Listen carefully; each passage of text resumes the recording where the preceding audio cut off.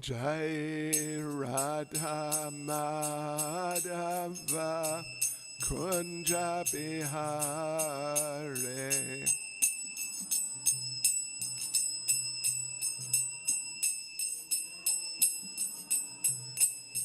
Jaya Radha Madhava Kunja Bihare.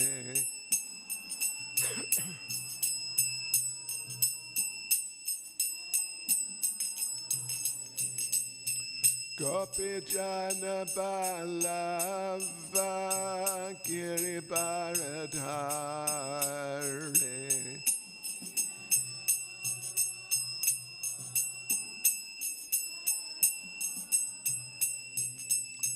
Gopi Jana Balava Giribaradhare.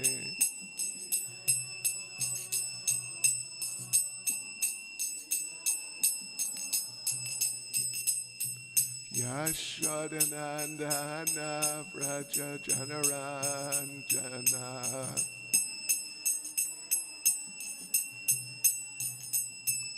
Yashodanandana Vraja Janaranjana.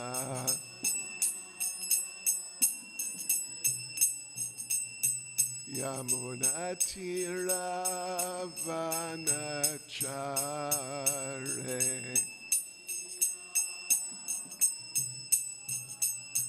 Yamunatiravanachare.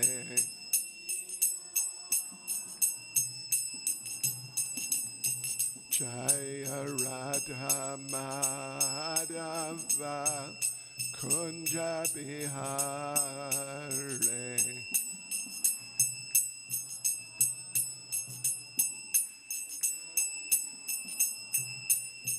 Jaya Radha Madhava Kunja Bihare.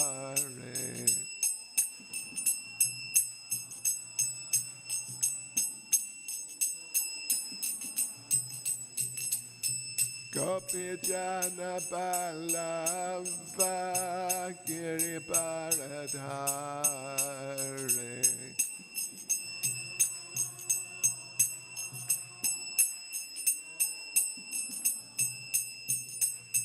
Gopi Jana Balava Giribaradhare.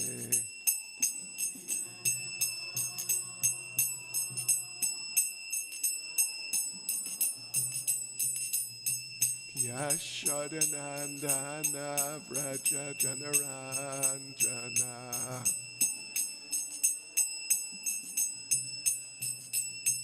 Yashodanandana Vraja Janaranjana.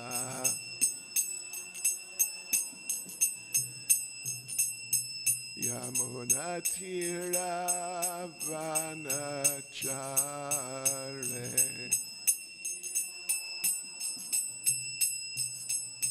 Yamunatiravanachare.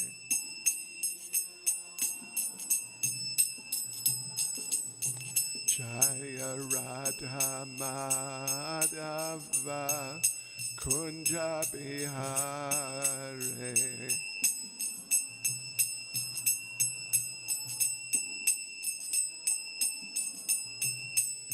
Jaya Radha Madhava Kunja Bihare.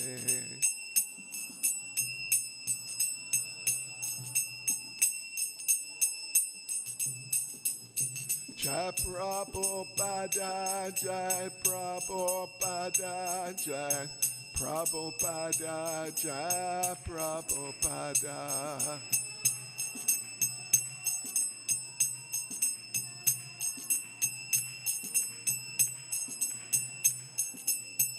Jaya Prabhupada, Jai Prabhupada, Jai Prabhupada, Jaya Prabhupada.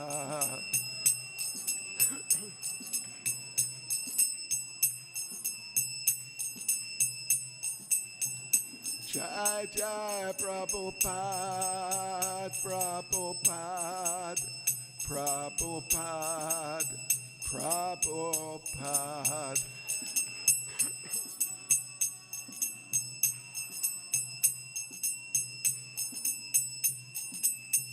Jai Jai Prabhupada, Prabhupada, Prabhupada, Prabhupada.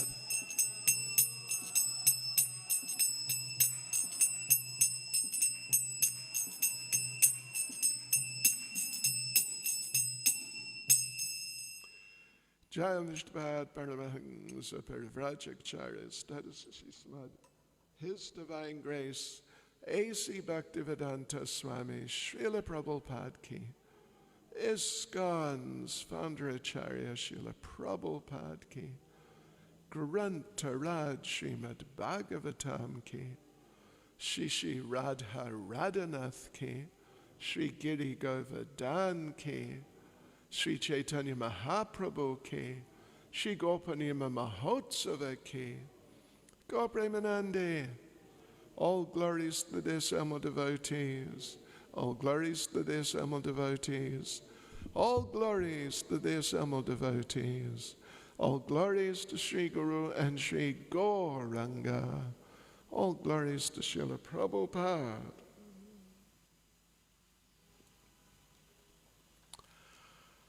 Om Namo Bhagavate Vasudevaya.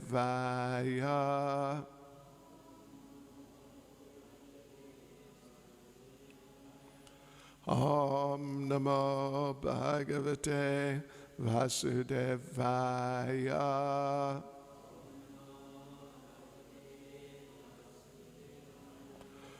Om Namo Bhagavate Vasudevaya.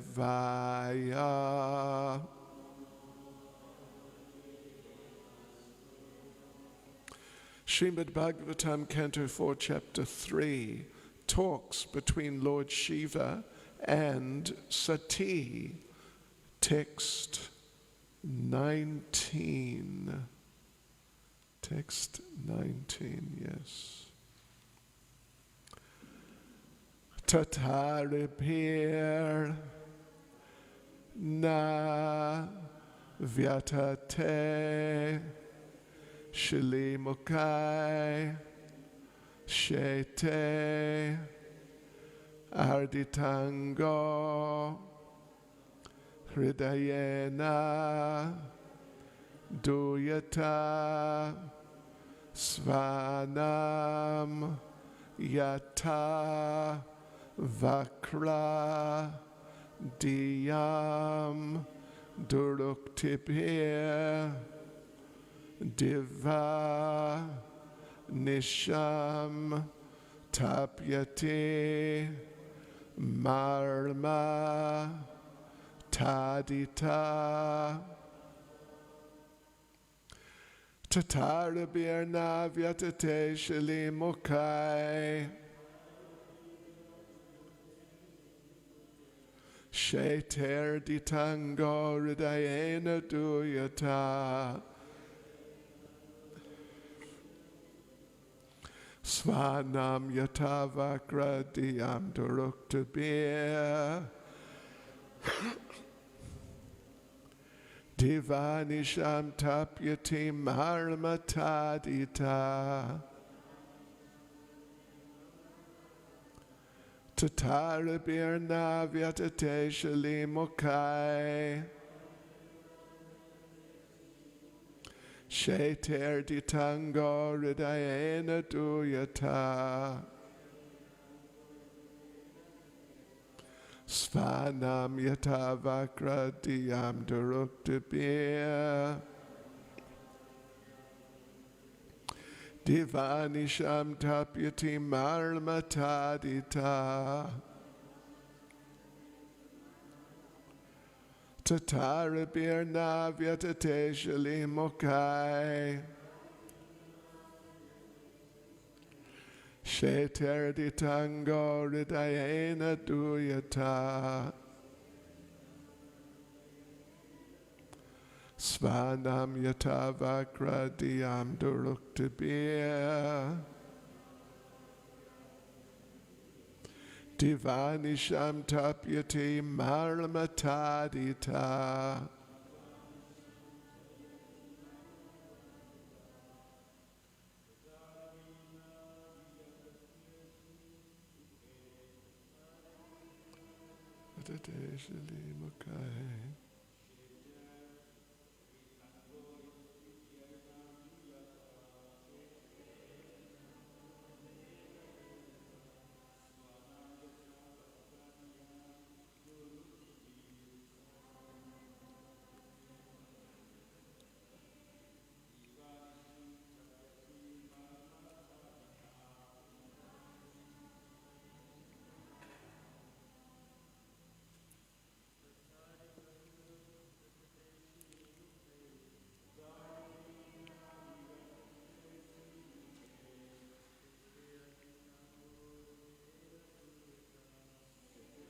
Tangordadaena duyata. Svanam yata vakradiyam duruktibir. Divanisham tapyati marmatadita.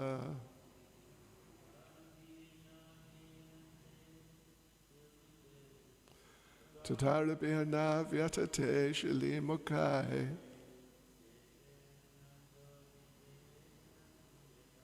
Sheterditangordidayena duyata.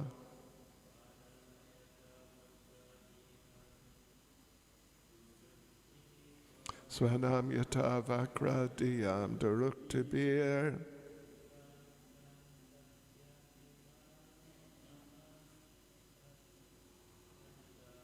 Divanisham tapyati marmatadita.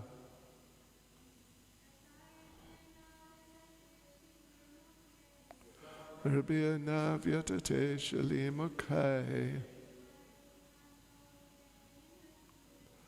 Sheterditangordidayena duyata. Svanam yata vakradiyam duruktibir. Divanisham tapyati marmatadita.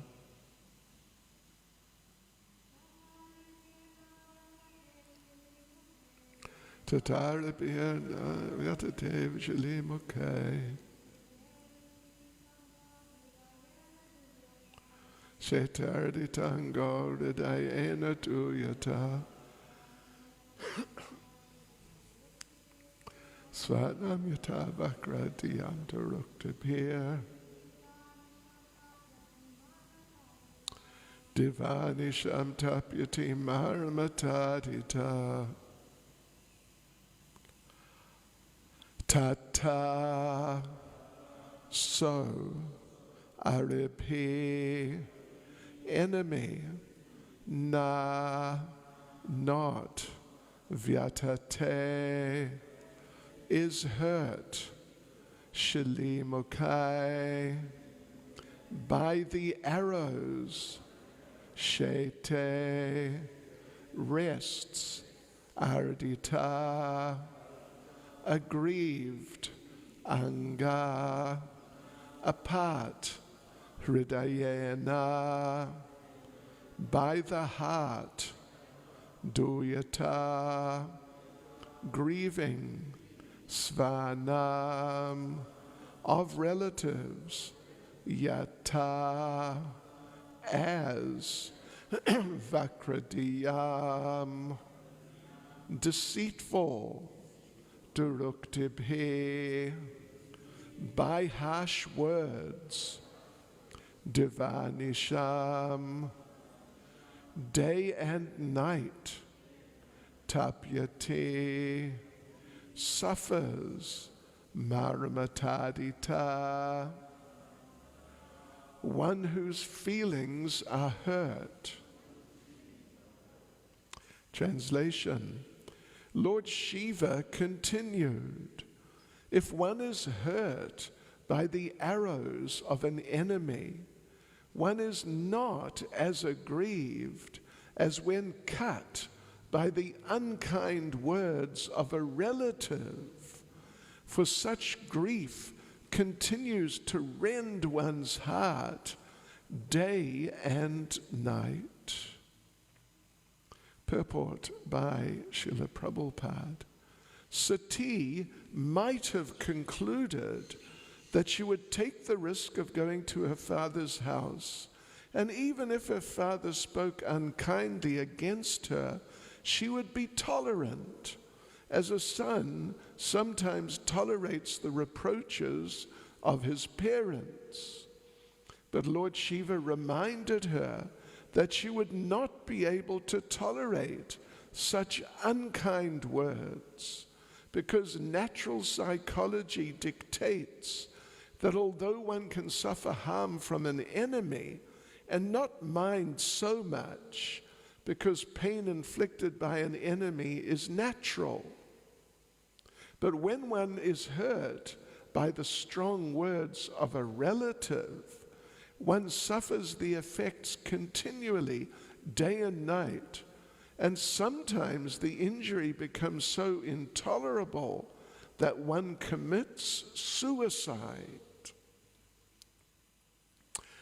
Tatarabir na vyatate shili mukai, sheter ditango ridayena duyata, svanam yata vakra diyam duruktabir, divanisham tapyati marma tadita.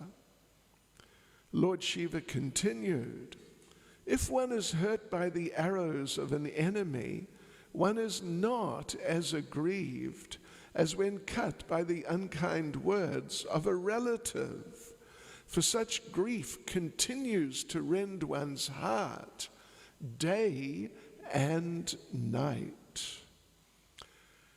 Nama Om Vishnu Padai Krishna Prestai Bhutale Srimad Bhakti Vedanta Swami Niti Namane Namaste Saraswati Devi Gauravani Pracharne Nirvishesha Shunyavadi Pasjachadeshatarne Sri Krishna Caitanya Prabhu Nityananda Sri Advaita Gadadha Shivasadi Gaura Bhakta Vrinda Hare Krishna, Krishna Krishna, Hare Hare, Hare Rama, Rama Rama, Hare Hare.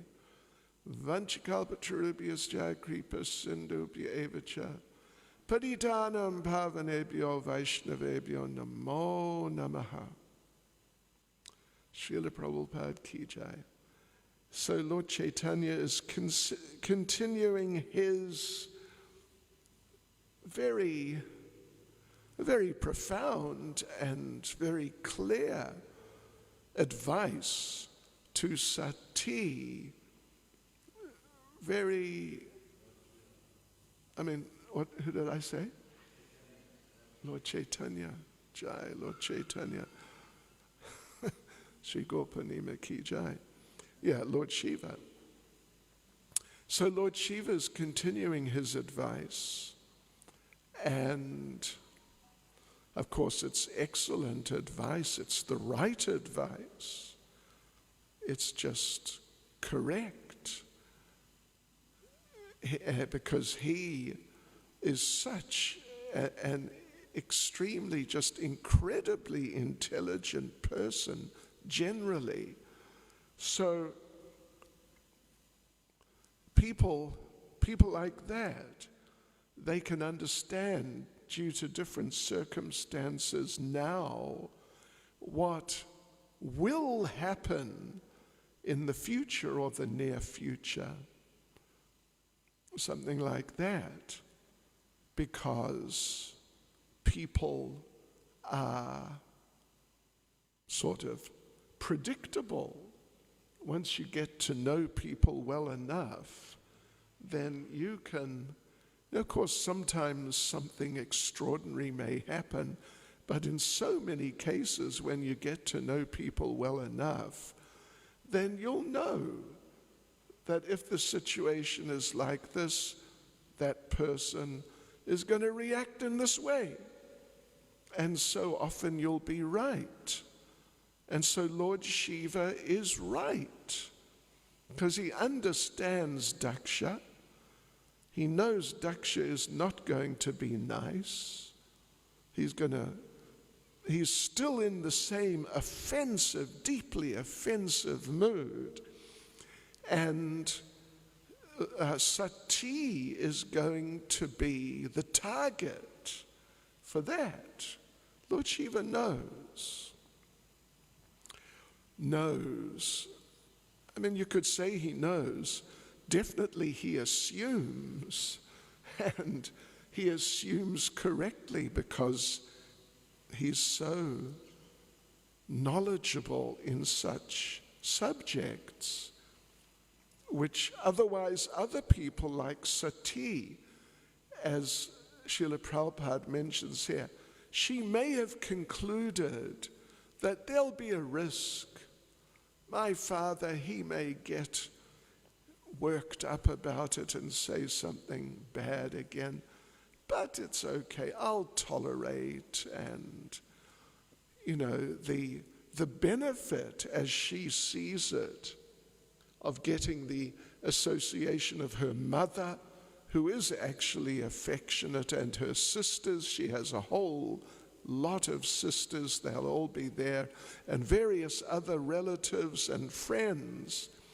The benefit of getting their association, and even one could say more or less enjoying their association and the different aspects of it, like we mentioned yesterday, and she has already mentioned, dressing up nicely and ornamenting herself nicely with appropriate jewelry which fits in with her clothing.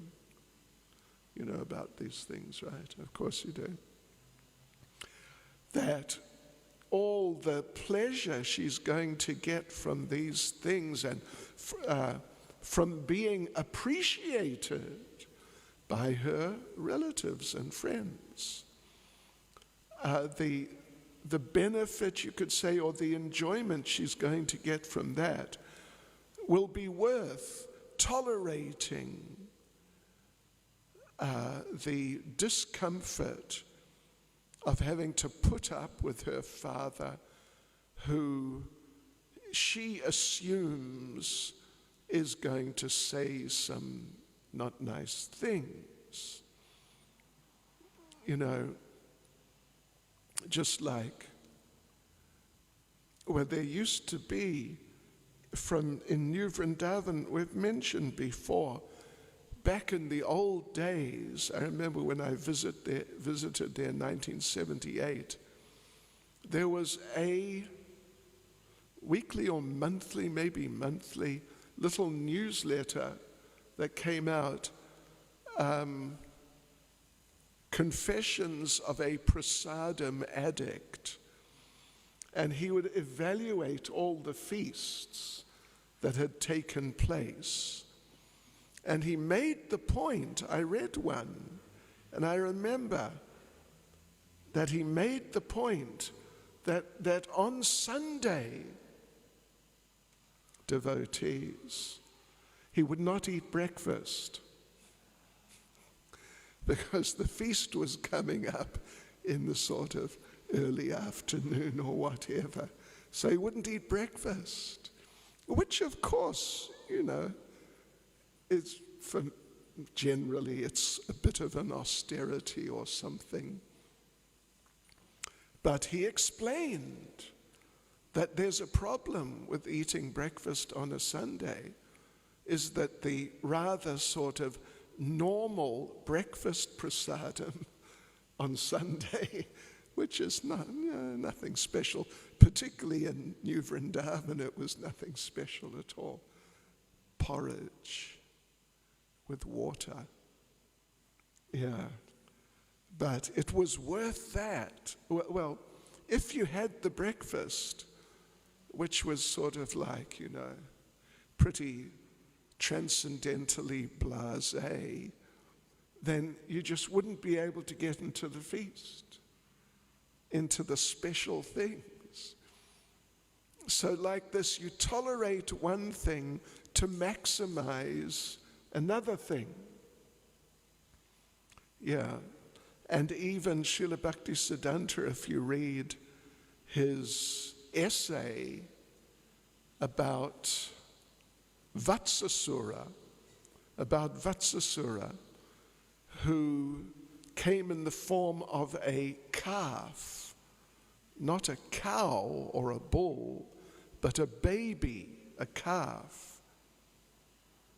So in that essay he makes the point, he talks about, the whole thing basically is about children in Krishna consciousness, children and youths in Krishna consciousness, or actually, well, in relation to Krishna consciousness, but also just under the sort of circumstances that were prevalent at that time for the ordinary children.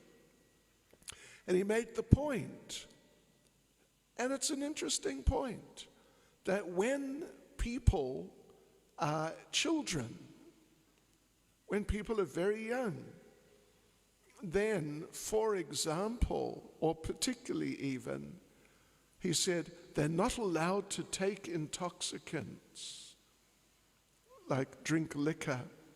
It's illegal. And if, in my youth, if anyone under 21 went into a public drinking house, the police would come around and check, like Friday nights, Saturday nights. And if they found someone who was underage, the person would be arrested. Yeah. And it was generally accepted that people don't drink liquor until they are, I believe the age may have come down now to 18. But anyway, whatever it is, there's some age limit. And Srila Bhaktisiddhanta, the way he expresses it there, is that he says that their idea, or at least a part of their idea, is that by refraining like that through one's youth, Shri Radharanath Sri Giri Govardhan Sri Caitanya Mahaprabhu Ki Jai, that by refraining like that, when you are allowed to then indulge when you're at the acceptable age, then your enjoyment will be greater. In other words, if you have sort of wiped yourself out in your childhood, and what to speak of youth, then, the whole experience will become stale, and it just won't be so much fun when you're an adult. Yes. So some austerity may increase the pleasure later on. This sort of idea. So Sati had some sort of version of that idea in her mind, but it was a miscalculation. But Lord Shiva knew much better that if you go there and your father acts as Lord Shiva basically knows he's going to act, because Lord Shiva understands the conditioned natures of people, then it's going to be too much for you. It will be intolerable, and it's going to have devastating effects. And as Prabhupada says here, sometimes the injury becomes so intolerable that the person commits suicide when they're insulted by someone who would normally be expected to love you and to really have affection for you. So yes, Lord Shiva's insight is such that he basically, you could say he knows what's going to happen, and he's right. Whereas Sati, well, she has some sort of idea, of course, some sort of idea, but she doesn't understand clearly how devastating the criticisms of her father are going to be. Yeah, so it's an interesting point. It's a very interesting point. We see the same point, or a very similar, a related point, in the 10th canto of the Bhagavatam, when Nanda Maharaj is leaving Mathura, having paid his taxes, and on the way out, on the way back to, I suppose, Gokula, back to where he was living, he meets Vasudev. He meets Vasudev, yeah. And Vasudev tells him that, you know, when you go back, you're on your way back to, I think, Gokula, you're on your way back home, so watch out, just watch out. So when you get home, there may be you may get a shock when you get home. And off they went to their respective destinations, and Nanda Maharaj, who's not as sort of socially in tune as Vasudeva, who was a minister in the government, and, you know, he was like a hardened politician, you could say, in a sense, or highly experienced, and he knew how people react, and when their, so to speak, buttons get pushed. And he knew that Kamsa's buttons had been severely pushed, and Kamsa was about to react in some really inflamed way, do something dramatic. Yeah, but Nanda Maharaj was not really aware of these things, and he was just not so much in tune with what was going on. And therefore, as he's going on his way back, he was thinking, why did Vasudeva say that? Because when Nanda Maharaj left Vrindavan or Gokula, things were normal. It was just happy Brijbasi life. But in the meantime, Putana had gone there on the instruction of Kamsa. And Vasudeva may not have necessarily known that specifically, but he definitely knew that Kamsa was really angry and really upset and really concerned about his great enemy taking birth right at that time.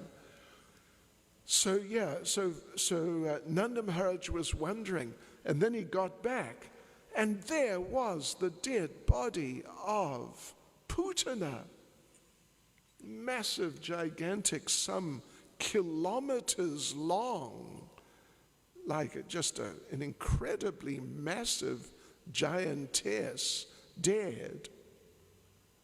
And Vasudeva saw that, and he thought, gosh, Nanda Maharaj saw that, and Nanda Maharaj thought, my Lord, how did Vasudeva know that? And actually, Nanda Maharaj thought, maybe he has mystical powers, and he can sort of see the future.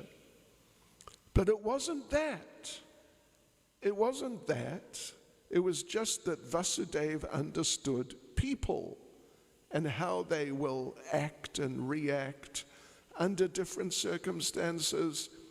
And he knew that Kamsa was in a terribly volatile and angry and vengeful state of mind, and therefore he's going to do something heavy. He had sent Putana. So yes, but it wasn't mystical power. It was just insight due to his experience and intelligence and like that. In fact, in different societies, things which are often considered miracles or special interventions of God or something of that nature, it's just something which happens, but the people don't know how it happens. And so they think, wow, must be divine intervention. Like in Australia, they're some part of the Aboriginal culture was worship of the sun. And in the evening, they would do some special sort of puja, something like that, just to make sure the sun is born again tomorrow, because maybe it won't be.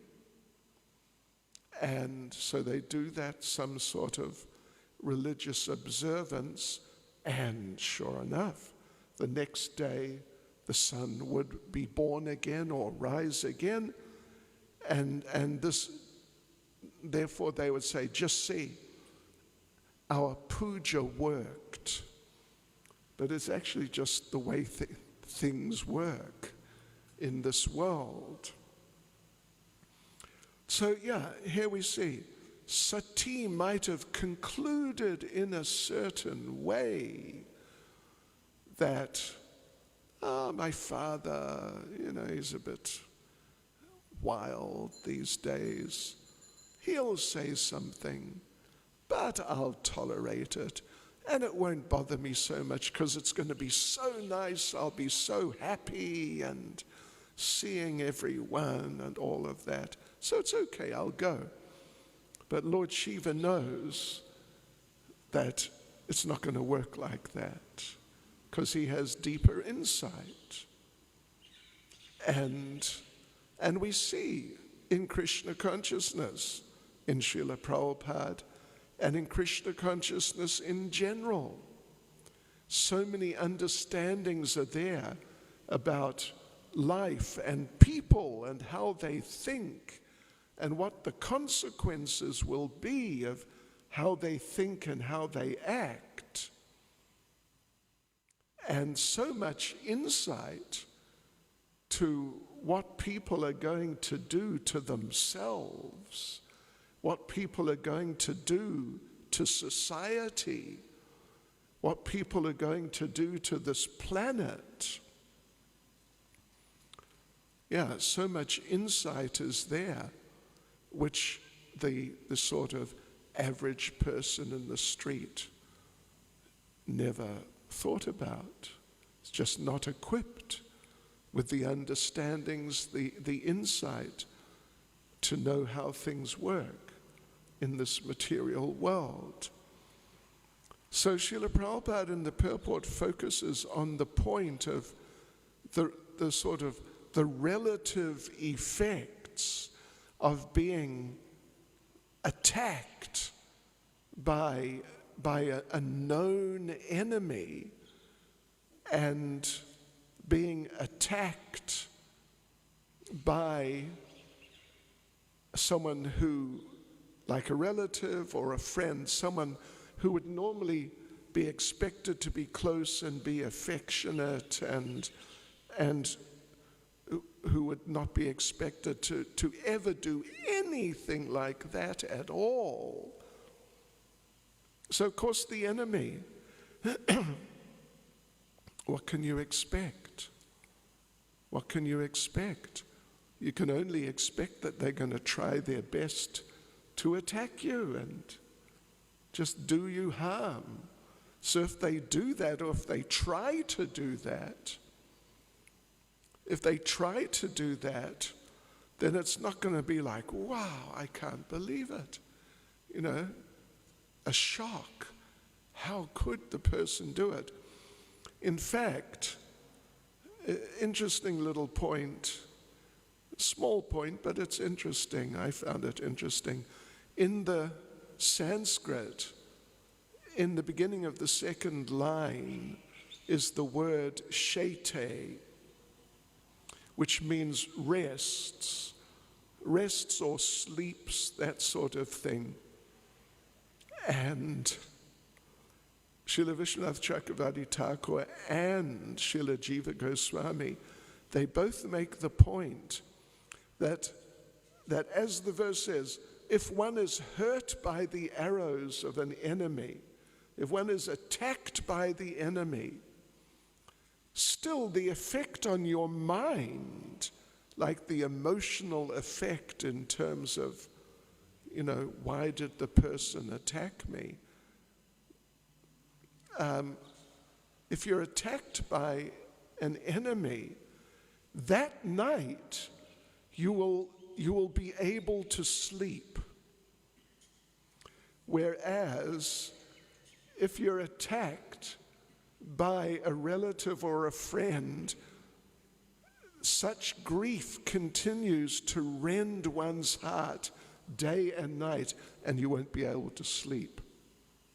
Because I imagine we've all, at least at some point in our lives, experienced some extreme disturbance and found it difficult to sleep that night.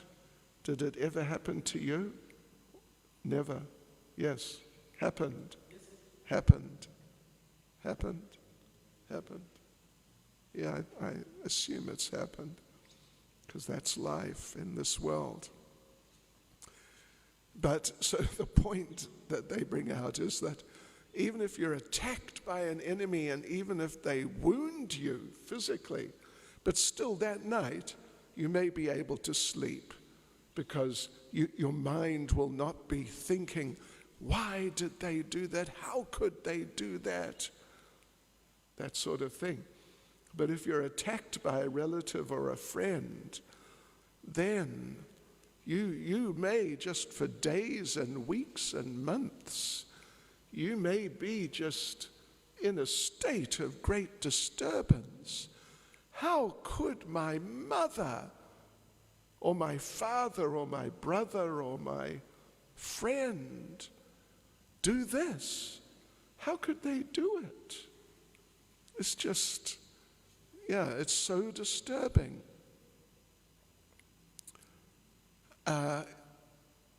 And I remember visiting George Harrison at the end of 1979. And I think it was at that time. And his wife his previous wife, that's right, had run off with his best friend, Eric Clapton. And, it sort of hurt him. He was my best friend. How could he do that? But after a while, she ran off with someone else too, and left Eric Clapton. and George Harrison, in one interview, someone asks him, well, what do you think of Eric Clapton? And George Harrison says, yeah, well, we're very good friends, actually. We share the same wife. Anyway, that's by the way. So, but yes, the term used in the Sanskrit is swanam, swanam. Swanam. Swa means your own. Like swarup. Jivera swarup hoya. Krishnera nityadas. Swarup means, rupa means form or nature, and swa means your very, very own. Yeah, your very, very own. So, swarup, and there are different swa, different things which are your own. They're just essential parts of your very existence. They're not foreign. So, a relative is swa, is your own, your very own. There's no sort of externality in the relationship. They're just part of your very own existence. And when someone who's that intimately connected with you, that they're just part of your being more or less, and they turn on you, it's very painful. And even can lead to a person committing suicide. And of course we know this is what's going to happen with Sati. She's going to get so upset that even though her mother's there and all the others are there, but it'll be too intolerable and she'll commit suicide. Yes. So these are the things which are discussed here.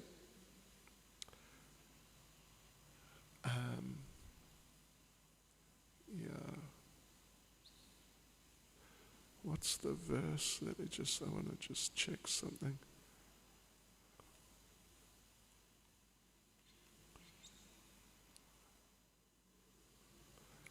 Okay, it's all right.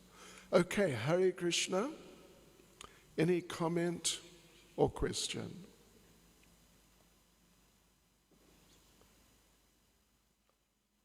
There's one hand up at the back there. Hemalata.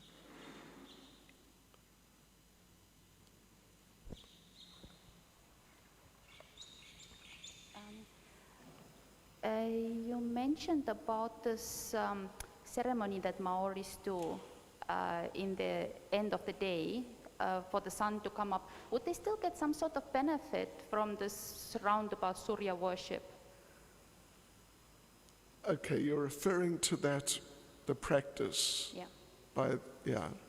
And then what was the last part? I didn't quite get. Would they still get some sort of benefit from this sort of roundabout Some Surya benefit. worship? Because in many other cultures also there's a pantheon of demigods. Yeah. Often they correlate Sure. to the Vedic. I'm sure they would get some benefit. They would get some benefit because, Srila Prabhupada makes the point. One devotee asked Srila Prabhupada, it's recorded, you can locate it if you got Prabhupada's books and things on computer. Devotee asks Prabhupada, who is in a better position, just sort of by their background and upbringing, Christians or Hindus? And Prabhupada answers, Hindus. Because even if they just worship, everybody and anybody who shouldn't be worshipped in the ways that they're worshipping them, like as the supreme. but still they are, they're closer to Krishna as such. So, yeah, some people who do that sort of pantheistic, or, you can say pantheistic, or it's attributing like personal involvement to, that's sort of the definition of pantheism, attributing personal involvement to something which is just a natural function of this world. But of course, the so-called natural functions of this world, there are people behind them. Yeah, there are people behind them. So it would seem that they are a little closer to Krishna consciousness, and by respecting the natural order, it may be better to some degree, possibly. Is that okay? Thank you so much. Any other comment or question? Oh, Jai Sachinandan Prabhu.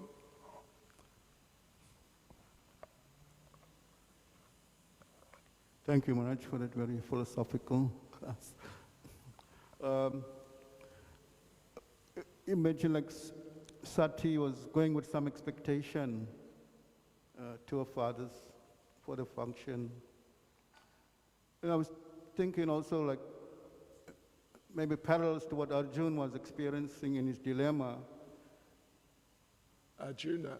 Yes, and he used the word nimitani viparitani. He was seeing reversals, and what Krishna was wanting, that win the war and enjoy a prosperous kingdom, but he was seeing reversals. How can I enjoy when at the expense of my killing my family? Right.